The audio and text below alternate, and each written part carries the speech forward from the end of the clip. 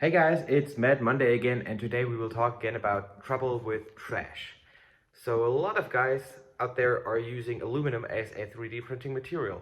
And if you're using aluminum, you have to use a wet separator as your vacuum system to clean your parts to, get rid of excess powder. And whenever you have to clean that thing, you have to get rid of all the slag that's on the bottom of the tank. And you usually take that out and put that in a second bin to prepare that for disposal.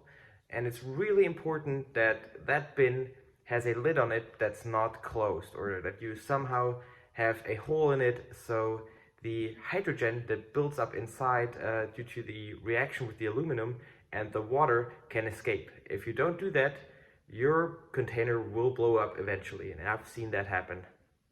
And whenever you finally want to dispose that stuff, you gotta call your disposal company and you tell them this code right here, and that's the EAV code for aluminum slag. So make sure to tell them that, and then you simply can get rid of the stuff. All right, guys. As always, see you next Monday. If you like the things we do here, leave your comments down below and follow us on LinkedIn. See you guys.